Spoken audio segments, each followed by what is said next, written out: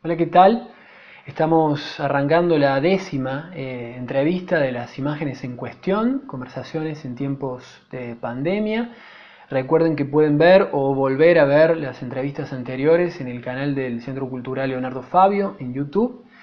Hoy vamos a conversar con Silvina Berti, docente e investigadora del Departamento de Ciencias de la Comunicación de la Universidad Nacional de Río Cuarto, licenciada en Ciencias de la Comunicación también por la Universidad Nacional de Río Cuarto, magíster en Sociosemiótica en el Centro de Estudios Avanzados Universidad Nacional de Córdoba, doctora en Comunicación por la Universidad de Massachusetts en Amherst, Estados Unidos, directora de un equipo de investigación que estudia la construcción que hacen los medios de la protesta sociopolítica y las maneras en que las mismas son interpretadas por las audiencias, madre de dos hijos, hermana de Carlos Berti, desaparecido el 11 de abril de 1977, ha sido representante de la universidad ante la Comisión Municipal de la Memoria.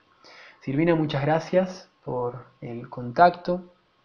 En los últimos años, la frontera que separa o separaba lo público y lo privado se fue borrando cada vez más, ¿no?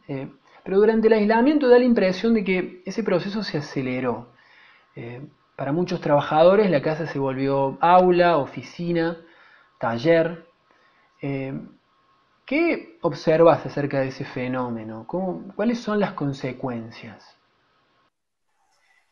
Mira, me parece que tendríamos que empezar un poquito, como ir un poquito más atrás, antes de entrar en el problema específico de la pandemia y de lo laboral, y pensar en esa ruptura o en ese borramiento entre los límites entre lo público y lo privado, que es algo que se observa ya desde hace algún tiempo, y de lo cual se viene también trabajando desde el punto teórico hace bastante tiempo.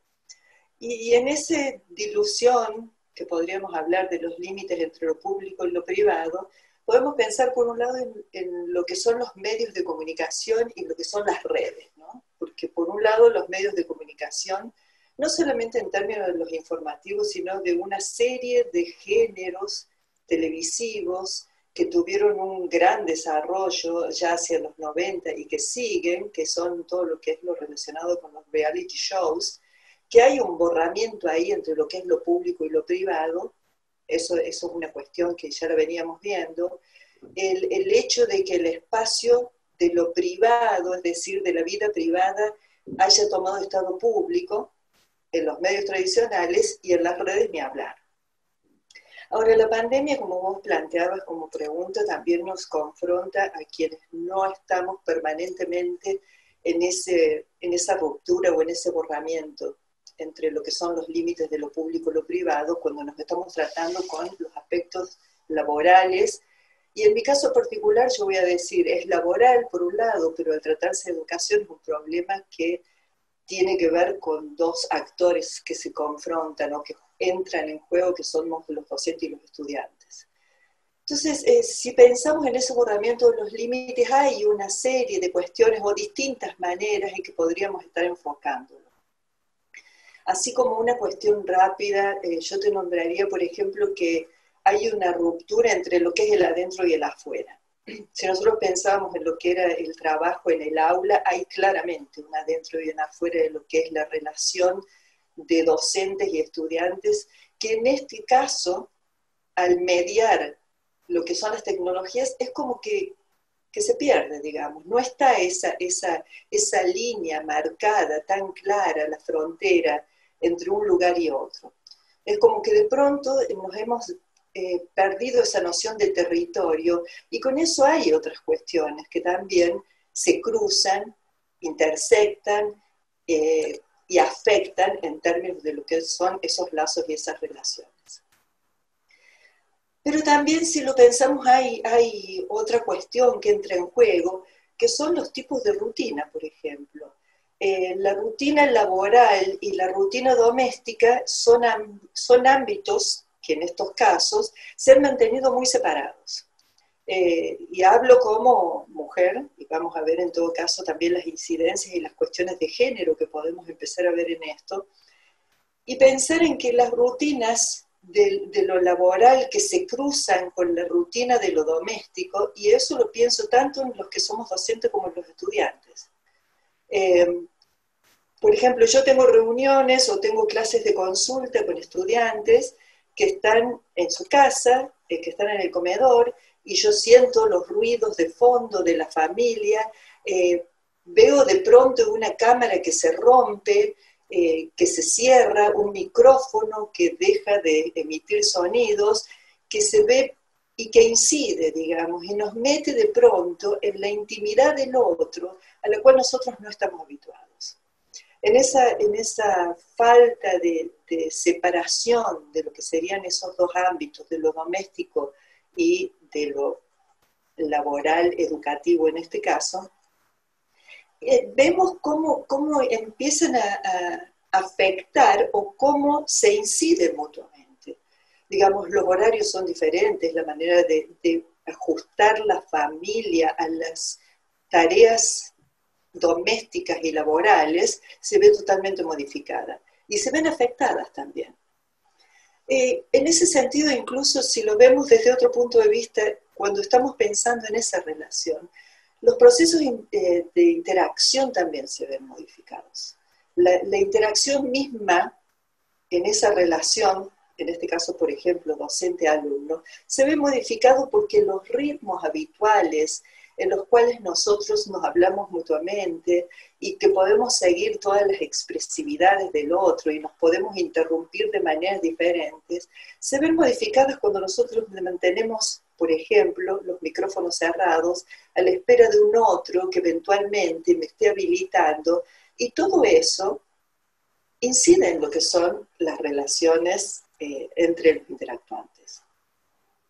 Y pareciera ser que nosotros hemos entrado como en un ritmo cuando pasó todo lo que pasó y pasa la pandemia, entonces se toman las decisiones de que tenemos que entrar en cuarentena, decisiones que creo que son, desde mi perspectiva, adecuadas. Hubo como una especie de aceleración y de adrenalina de tenemos que seguir como si nada pasara, y pasaban cosas. Y por ejemplo, esto de lo que estamos hablando hoy, esos límites, en realidad no han sido suficientemente discutidos en los ámbitos que corresponden. Digamos, es como que pasamos de una forma de trabajar a otra forma de trabajar y bueno, seguimos adelante, tenemos algún problema técnico, pero esto excede lo técnico. Digamos, todas estas cuestiones que estamos marcando ahora van mucho más allá de si nosotros estamos interactuando a través de un dispositivo que nos permite estar uno frente al otro. Hay otras cuestiones más que también me parece que son importantes y que a partir de esto podemos hacer algunas reflexiones. En una reunión con colegas, en un momento determinado, alguien dijo, en realidad algunos hombres mencionaron en aquel momento el hecho de que de pronto en esta situación en la cual nosotros nos encontramos y con esta nueva forma de trabajo, es como que nosotros nunca dejamos de trabajar, nunca nos vamos de nuestro lugar de trabajo, porque nuestro lugar de trabajo y nuestro lugar, nuestro hábitat familiar es el mismo. Y es cierto, digamos, el hecho de que no constemos de lugares específicos, de esa división de la que yo hablaba al principio, de un territorio que es adecuado para ciertas cosas y de un territorio que es adecuado para otras, en ese momento, en este momento en el que estamos y todos esos límites son tan lábiles, existe en algunos casos esa sensación de que uno nunca se va del todo del lugar de trabajo. Y yo señalaba antes que eran hombres los que planteaban esto, porque eso me hizo reflexionar en aquel momento con lo que es el trabajo habitual de la mujer. El trabajo que implica el trabajo de la casa, el trabajo doméstico, en términos de los roles tradicionales que afortunadamente se están modificando, pero que sin embargo tienen una incidencia todavía muy marcada en términos de lo que es la división del trabajo entre los hombres y las mujeres, la mujer nunca se fue del lugar de trabajo. Y ese es un trabajo que nunca fue reconocido, y por lo tanto el hecho de que ahora fueran hombres los que sintieran eso me parece que era importante, porque lo que estamos haciendo es desnaturalizar algunas cuestiones que han tenido un arraigo cultural y social muy fuerte y que estamos todavía discutiendo. Entonces ya vamos viendo, digamos, que esto que hablamos de ese borramiento de los límites y cuando estamos hablando del trabajo que se vio modificado, empezamos a ver que hay un montón de lugares desde los cuales nosotros podemos ir ingresando a la problemática y profundizando sobre ella. Por supuesto que si nosotros también estamos pensando en estas cuestiones, también estamos pensando en un cruce con lo que son, con la noción de clase. Digamos, cuando nosotros hablamos de teletrabajo, somos algunos sectores de la sociedad los que accedemos a ese teletrabajo, y no todos los sectores. Es decir, que también, digamos, si nosotros pensamos en términos de lo que las tecnologías nos han facilitado, por ejemplo, el poder seguir enseñando, también sabemos que ha puesto en evidencia una serie de cuestiones que tienen que ver con la o desproporcionada desigualdad social en la que nosotros estamos. Y que estos momentos por los que estamos pasando, estos momentos de crisis, también me parece que agudizan algunas de esas cuestiones, nos permiten ver esos emergentes y así como son situaciones críticas, creo que también son momentos que nos ayudan o nos obligan, por lo menos, a reflexionar sobre lo que es la situación actual y a reflexionar en realidad sobre lo que son los fenómenos culturales y los fenómenos sociales. En el sentido de decir, son los momentos de crisis y de anormalidad los que nos permiten llamar la atención sobre lo que habitualmente consideramos lo normal. Y cuando nosotros hablamos de lo normal, son procesos en realidad, de normalización, de naturalización como proceso social y como proceso cultural. La segunda pregunta está vinculada de algún modo con la primera, porque en este borramiento entre lo público y lo privado surgen muchas veces accidentes que en algunos casos son tomados como noticias en los medios de comunicación. ¿Dirías que en los medios de comunicación, en el modo en que tratan las imágenes y las noticias que ponen a circular, el gran ausente es el contexto? Y yo, digamos, los medios en ese sentido siempre operan con un proceso de contextualización y decontextualización. Y arrancan las cosas desde determinados lugares y desde dónde las arrancamos y a dónde las volvemos a anclar, tienen que ver, en algunos casos uno puede pensar que son las rutinas productivas las que llevan a repetir las mismas cosas y a entrar en la misma lógica y no poder salirse de ahí, no tomar 2 minutos para pensar y reflexionar sobre lo que sucede. Y en ese sentido me parece que quedan atrapados en eso, quedan atrapados en esa lógica de la mera repetición y de sigo haciendo siempre lo mismo y no me tomo 2 minutos para darme cuenta de que esta situación es diferente y que por lo tanto tengo que también considerarla desde un punto de vista diferente. Y me parece que se han perdido muchas oportunidades y se siguen perdiendo oportunidades para que podamos hablar de estas cuestiones, para sacarlos del prejuicio, para empezar, y para sacarlos de una moral desde la cual muchos se sienten demasiado cómodas, y sacarlos del lugar del dedo acusador, porque el dedo acusador siempre es más fácil, digamos. El dedo que acusa determina, señala, juzga, y en eso es un problema muy grave, digamos, porque los medios tienen un alcance, una llegada social, ese poder amplificador que tienen, que también ayuda a conformar y a formar la opinión pública.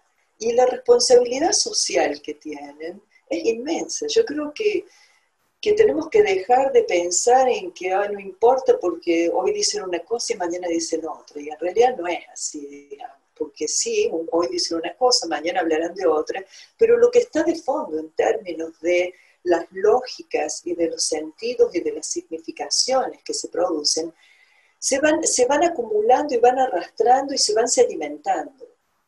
Y es, digamos, me parece que sería mucho más rico si se corrieran de ese lugar en el que parecen sentirse algunos, sobre todo, tan cómodos, y empezaran a reflexionar, incluso, como decías vos, a partir de su propia práctica, que desnaturalicen por un momento ese lugar cómodo desde el cual han estado trabajando y empiecen a pensar.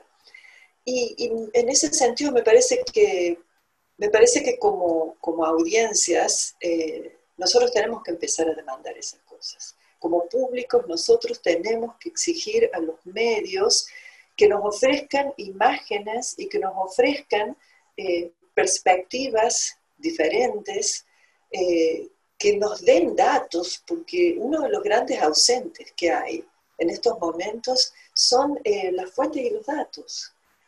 Yo veo algunos noticieros y en realidad no veo periodistas que nos estén comentando acerca de lo que está sucediendo. Veo opinadores que todo el tiempo están opinando sobre cuestiones que no debieran estar opinando. Porque para eso están los expertos, para eso están los que conocen, para eso están los que saben, los que estudiaron para esos. Y el rol del periodista en ese sentido creo que está muy desdibujado. Ahí es otro de los límites que me parece que es un problema. Y en términos de la descontextualización, sí, yo creo que yo siempre pongo en la imagen de una protesta enorme que hubo frente al Congreso hace unos años, donde una marcha enorme en la que confluyeron inmensa cantidad de sectores de la Argentina en Buenos Aires, que era contra la reforma laboral. Y esa marcha, que duró horas pacíficamente, termina congelada en una imagen de alguien que tira la piedra. El hecho de que los medios eligieran en un momento congelar una marcha, una protesta nacional contra una medida política en una imagen de alguien que protesta y tira la piedra, lo que está haciendo es arrancar toda la historia que está detrás de esa marcha. Todos los reclamos sociales, políticos, económicos, sectoriales que están en esa marcha quedan congelados ahí, y lo que se hace es, priorizando esas imágenes, deslegitimar todo ese reclamo de miles y miles. Entonces, cuando decimos descontextualizo, es de dónde arranco a una cosa y dónde la pongo. Y en ese sentido, los medios nunca son, las imágenes no son ingenuas, nunca, y los medios tampoco.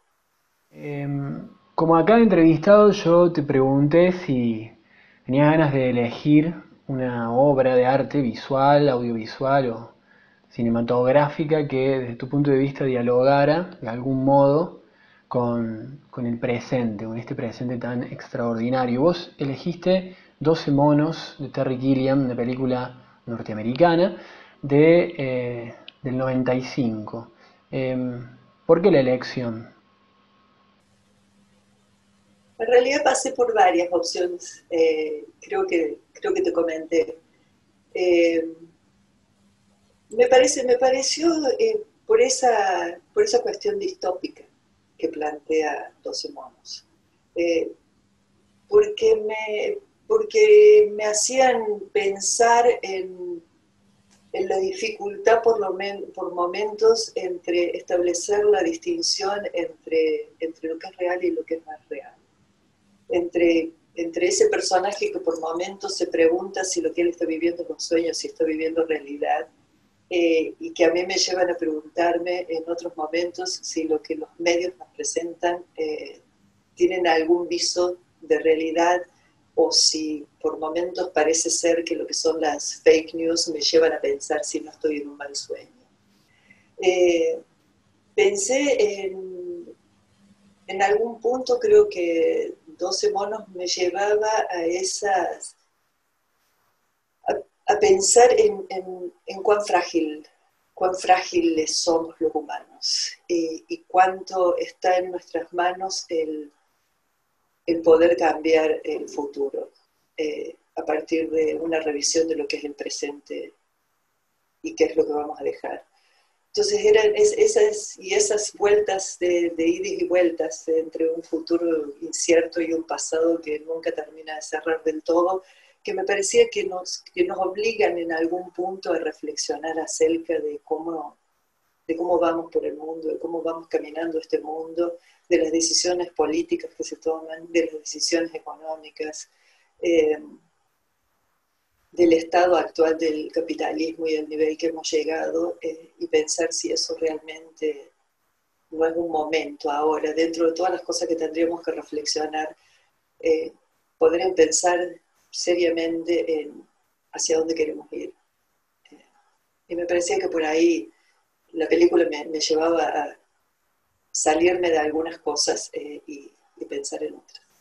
Muy rico el género, ¿no? El de la ciencia ficción, porque eh, siempre en algún momento la tecnología habilita una promesa, pero en las grandes películas de ciencia ficción en general, medio como que a la vuelta de la esquina ya acecha un peligro, ¿no? Y en esa película hay algo de eso, ¿no? En general las grandes películas de ciencia ficción no tienen una mirada naif del futuro, sino todo lo contrario, una mirada, como vos decís, distópica. Es eso, ¿no? Es cierto que siempre me parece que es esa incertidumbre de lo que viene y me parece que nos atrapa más cuando es incierto que si vamos con certezas y con las cosas simples. Y me parecía que, sí, me parece que las grandes películas de ciencia ficción han sido distópicas y problemáticas. La otra en la que puedo pensar es en Solaris, la versión soviética, no el remake, pero sí, tienen esa cosa que nos invitan y nos interpelan desde un lugar que por momentos puede ser incómodo y que creo que es justamente en esa incomodidad, en esas sorpresas que nos presentan, cuando no son burdas, las que nos llevan a reubicarnos, a ponernos en un lugar diferente y a tener que ver las cosas o intentar ver las cosas en un lugar diferente.